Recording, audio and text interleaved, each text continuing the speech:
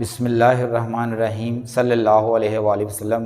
अस्सलाम वालेकुम class 9th बच्चों, आज हम 9th class new book chapter number 4 हमारा कंटिन्यू है। आज का जो हमारा टॉपिक है वो है principal of moments. Previous lecture में हमने एक फोर्स के उसके कंपोनेंट से उस फोर्स को जो है ना वो डिटरमाइन किया था, ठीक है, determining a force from its perpendicular components, ठीक है। उसके बाद नेक्स्ट हमारा जो टॉपिक है वो है प्रिंसिपल ऑफ मोमेंट्स। तो सबसे पहले हम देखते हैं स्टेटमेंट क्या है। तो मोमेंट्स यहाँ पर क्या है, ये मोमेंट्स ऑफ फोर्स ही है जो आपने प्रीवियस लेक्चर में आपने ये टॉपिक पढ़ा है, मोमेंट्स ऑफ फोर्स, यानी इसको हम टॉर्क भी कह सकते हैं। यानी टॉर्क्स के बारे में एक प्रिंसिपल है, वो ये है, इसकी स्टेटमेंट देखते हैं। यानी प्रिंसिपल ऑफ मोमेंट्स की स्टेटमेंट क्या है, when a body is in balanced, यानी एक बॉडी उस वक्त बैलेंस्ड पोजीशन में हो सकती है जब sum of clockwise moments about any point equals to the sum of anti-clockwise moments about that point। अब इस स्टेटमेंट को हम समझते हैं, ये क्या है। कोई भी एक बॉडी वो बैलेंस्ड पोजीशन में तब हो सकती है, जैसे आपको ये डायग्राम नज़र आ रही है, ठीक है। इस डायग्राम में एक आपको रॉड नज़र आ रहा है। अब इस रॉड को आपने वेज के ऊपर रखा हुआ और वेज बिल्कुल रॉड के सेंटर में है। उस पॉइंट को बोलते हैं सेंटर ऑफ ग्रेविटी। जब आप इस वेज को सेंटर ऑफ ग्रेविटी पर रखेंगे तो ये जो आपका रॉड है ये आपका बैलेंस्ड हो जाएगा, ठीक है। जितना रॉड इधर है उतना रॉड उधर है, जिसकी वजह से ये जो रॉड जो है ना वो बिल्कुल बैलेंस्ड पोजीशन में हो जाएगा, ठीक है। अब यहाँ पर हम समझेंगे कि क्लॉकवाइज मोमेंट्स और एंटी क्लॉकवाइज मोमेंट्स क्या होता है, ठीक है।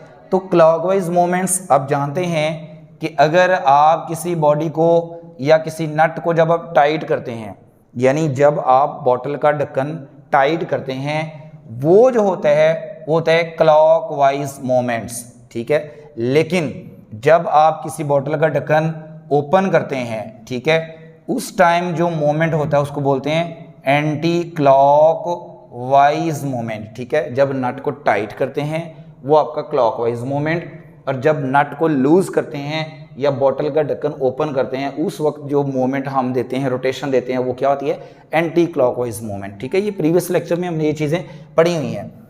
अगर ये दोनों इक्वल हो जाएं, यानी तमाम जो क्लॉकवाइज मोमेंट्स हैं उनको आप प्लस कर लें, सम कर लें, वो इक्वल हो जाए तमाम एंटी क्लॉकवाइज मोमेंट्स को सम के, तो बॉडी जो है ना वो बिल्कुल क्या हो जाती है, बैलेंस्ड पोजीशन में आ जाती है, ठीक है। ये है स्टेटमेंट। बाकी हम डायग्राम को मज़ीद एक्सप्लेन करते हैं, फिर आपको ये स्टेटमेंट बिल्कुल क्लियर हो जाएगी। उसके बाद एक एप्लीकेशन पढ़ते हैं, ठीक है। शॉर्ट क्वेश्चन में अगर आ जाए तो आप डेफिनेशन, स्टेटमेंट और ये एप्लीकेशन लिख सकते हैं, ठीक है, वरना ये लॉन्ग क्वेश्चन में भी आ सकता है, लेकिन ये टॉपिक ज़्यादा इंपॉर्टेंट है शॉर्ट क्वेश्चन के पॉइंट ऑफ व्यू से, ठीक है। डेफिनेशन लिख दें, एप्लीकेशन लिख दें, और एक वो फार्मूला हम रहेंगे वो आप लिख सकते हैं साथ, ठीक है। तो चलें एप्लीकेशन देखते हैं। अ टाइट रॉप वॉकर्स, ठीक है, balance himself by holding a bamboo stick, this is an application of principal of moments, ठीक है। जो एक रस्सी के ऊपर चलने वाले जो होते हैं, वॉकर्स होते हैं, ठीक है, वो क्या करते हैं, उनके हाथ में एक बम्बो स्टिक होती है और बम्बो स्टिक को यूज़ करते हुए, उसको इस्तेमाल करते हुए वो एक रस्सी के ऊपर, यानी एक टाइट रॉप के ऊपर जो है ना वो चल कर दिखाते हैं। बेसिकली इसमें कमाल जो है ना वो ये है कि वो प्रिंसिपल मोमेंट्स को यूज़ करते हुए, यानी वो जो बम्बो स्टिक है उसको क्या करते हैं, उसको बैलेंस करते हुए क्या करते हैं, अपने आप को बैलेंस करके उस टाइट रॉप के ऊपर चल के दिखाते हैं। ये बेसिकली प्रिंसिपल ऑफ मोमेंट्स को ही यूज़ करते हैं, ठीक है। वो जो बम्बो स्टिक है वो क्या करते हैं, प्रिंसिपल ऑफ मोमेंट्स को यूज़ करते हुए उसके ऊपर चल के दिखाते हैं। तो ये एक एप्लीकेशन थी इस टॉपिक की, ठीक है, वो मैंने लिख दी है। ये आपकी बुक के इस टॉपिक के प्रीवियस पेज पे जो ना वो ये लिखी हुई है, आप इसको जो ना वो अंडरलाइन कर लें। उसके बाद हम एक्टिविटी करते हैं। एक्टिविटी से मज़ीद ये जो कॉन्सेप्ट है प्रिंसिपल ऑफ मोमेंट्स का उसको हम क्लियर करते हैं। तो सबसे पहले एक्टिविटी पढ़ने से पहले हमारे पास एक डायग्राम है। अगर आप ये डायग्राम गौर से समझ लें तो उम्मीद है ये जो थ्योरी है वो सारी लिखी हुई है वो आपको सारी समझ आ जाएगी, ठीक है। तो सबसे पहले आप देखें, एक रॉड है, ठीक है, ये रॉड आपने वेज के ऊपर रखा हुआ, इसको क्या बोलते हैं, वेज।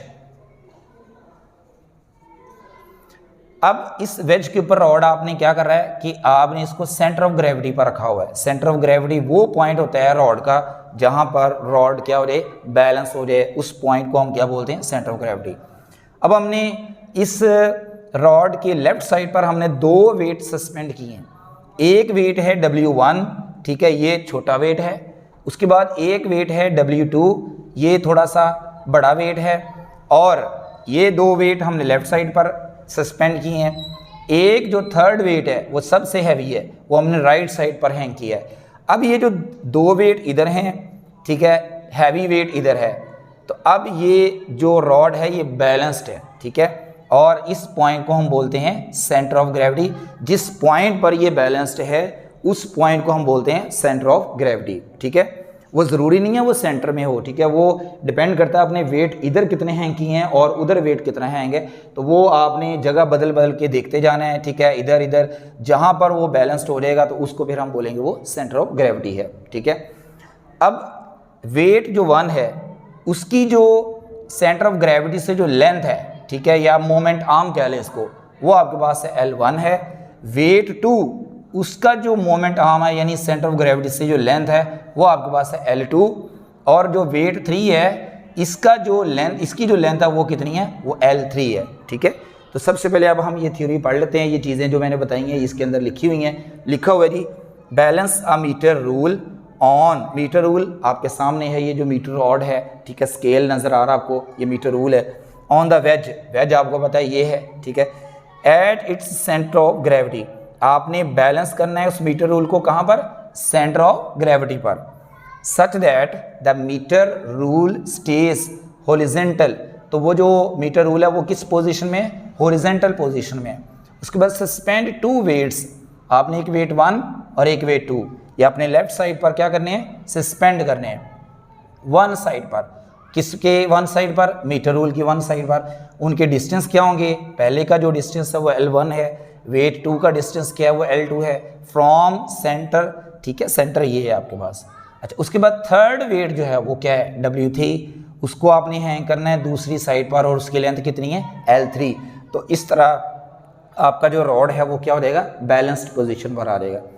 अब यहाँ पर जो असल कॉन्सेप्ट है वो ये है, असल में ये जो 2 वेट हैं ये लेफ्ट साइड पर हैं, ये जो वेट हैं इस रॉड को, इस स्केल को क्या कर रहे हैं, नीचे की तरफ मूव करवा रहे हैं, क्योंकि इनका जो वेट है वो डाउनवर्ड, वो रॉड को नीचे की तरफ मूव करवाएंगे। इन रॉड इस तरह रोटेट करने की कोशिश करेगा, ठीक है। लेकिन सपोज करें अगर इधर आप कोई वेट नहीं सस्पेंड करते तो ये रॉड जो है ना वो क्या करेगा, इधर से ऊपर की तरफ जाएगा और इधर से क्या होगा, वो डाउनवर्ड जाएगा, इस तरह वो रोटेट करेगा। तो रोटेट करके वो इस तरफ जो है ना वो मूव करेगा।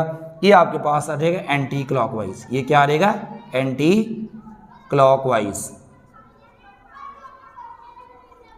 ये क्या हो जाएगा, एंटी क्लॉकवाइज, यानी लेफ्ट साइड वाले वेट इस रॉड को एंटी क्लॉकवाइज रोटेट करवाने की कोशिश कर रहे हैं। लेकिन उसी दौरान मैं राइट साइड पर एक हैवी वेट लटका देता हूं, वो क्या करेगा, उसका भी वेट डाउनवर्ड एक्ट करेगा और वो जो वेट होगा वो इस रॉड को इस तरफ मूव करवाने की कोशिश करेगा और इसको हम बोलेंगे ये क्या होगा, ये क्लॉकवाइज होगा, ठीक है, ये क्लॉकवाइज। इसका मतलब ये हुआ कि देखें जब ये हैंग किए हैं तो वो अगर आप सपोज करें उसको हैंग नहीं किया, ये जो स्केल है ये इस तरह मूव करेगा यानी एंटी क्लॉकवाइज। लेकिन जब वो आप इसको हैंग करेंगे, ठीक है, और अगर ये हैंग नहीं है सपोज करें, तो वो अकेला जो वेट है वो रॉड को क्लॉकवाइज जो है ना वो रोटेट करवाने की कोशिश कर। लेकिन अब हमने क्या किया है, वह इधर भी दोनों हैंग किए हैं, उधर भी वो हैंग किया है। इसकी कोशिश है एंटी क्लॉकवाइज मूवमेंट की और इसकी जो कोशिश है वो क्लॉकवाइज मूवमेंट है। अब दोनों तरफ से क्या हो रहा है, ये इक्वल हैं, यानी तमाम जो एंटी क्लॉकवाइज मूवमेंट्स हैं वो इक्वल किसके हैं, क्लॉकवाइज मूवमेंट के। जब क्लॉकवाइज मूवमेंट और एंटी क्लॉकवाइज दोनों इक्वल हो जाएं तो बॉडी आपकी क्या हो जाती है, बैलेंस्ड हो जाती है, ठीक है। तो ये इसके अंदर जो है ना वो लिखा हुआ है। तो वेट जो 1 है एंड वेट 2 है, ये tend to rotate the rod anti clockwise. Weight 1 और वेट 2 ये एंटी क्लॉकवाइज रोटेट करवाएंगे। उसी दौरान जो वेट 3 है वो टेंड टू कोशिश कर रहा है रोटेट करवाने की, किसमें, क्लॉकवाइज मोमेंट। तो उसके बाद फिर वैल्यूज़ क्या होंगी, वेट 1 का जो मोमेंट होगा यानी टॉर्क प्रोड्यूस हो रहा है ना, वेट 1 का जो टॉर्क होगा वो क्या होगा, क्योंकि वेट एक फोर्स है वो डाउनवर्ड एक्ट कर रही है और इसका जो मोमेंट आर्म क्या है वो L1 है। तो टॉर्क का फार्मूला आपने पढ़ा हुआ है वो तो F मल्टीप्लाई बाय L। तो इसका जो W1 का जो फोर्स है वो कौन सी है, वो वेट है और इसकी जो लेंथ कितनी है वो L1 है। तो इसका मतलब ये टॉर्क 1 आ जाएगा। तो W1 का जो इसका जो टॉर्क प्रोड्यूस होगा, जो एंटी क्लॉकवाइज टॉर्क होगा वो क्या होगा, W1 मल्टीप्लाई बाय L1। तो ये लिखा हुआ है वेट्स का पहले का W1 मल्टीप्लाई बाय L1, उसके बाद सेकंड वाले का W2 मल्टीप्लाई बाय L2 और थर्ड वाले का क्या है W3 मल्टीप्लाई बाय L3। उसके बाद when the metre rule is balanced, जब ये मीटर रूल बैलेंस हो जाएगा तो फिर हम क्या कहेंगे, तमाम total anti clockwise moments equal to होंगे किसके, टोटल क्लॉकवाइज मोमेंट्स। तो सबसे पहले हम क्लॉकवाइज मोमेंट्स लिखते हैं।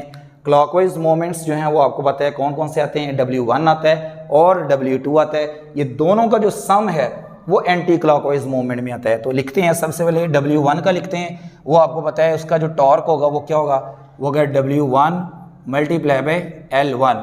उसके बाद प्लस, क्योंकि लेफ्ट साइड पर दो वेट सस्पेंड हैं, अब दूसरे का आपने टॉर्क इधर ऐड करना है, वो आ जाएगा W2 मल्टीप्लाई बाय L2। उसके बाद इक्वल लगेगा, क्यों, क्योंकि इक्वल लगेगा उसके बाद दूसरी साइड पर आप आ गए हैं, दूसरी साइड का अब आप लिखेंगे तो इक्वल टू, ये दूसरी साइड पर जो राइट साइड है इसका जो W3 है उसका मोमेंट ऑफ फोर्स क्या है यानी टॉर्क क्या है, वो आपके पास आ जाएगा W3 मल्टीप्लाई बाय L3। तो इस तरह ये फार्मूला जो है ना वो क्या हो जाता है, ड्राइव हो जाता है। This is known as principle of moments. तो इस तरह हमने इस टॉपिक को समझ के ये फार्मूला हमने ड्राइव किया है। अगर ये शॉर्ट क्वेश्चन आ जाए तो आप स्टेटमेंट, एप्लीकेशन और ये फार्मूला राइट कर सकते हैं, लेकिन अगर लॉन्ग क्वेश्चन आ जाए तो आपको ये एक्टिविटी वाली जो एक्सप्लेनेशन है और ये डायग्राम आपने बना के ये लॉन्ग क्वेश्चन अटेम्प्ट करना है, ठीक है। तो उम्मीद है समझ आ गई होगी। इस चैनल को सब्सक्राइब करें ताकि आपको फिज़िक्स से रिलेटेड हर वीडियो आप तक पहुंच सके। आपको उम्मीद है आपको समझ आ गई होगी। अल्लाह हाफिज़।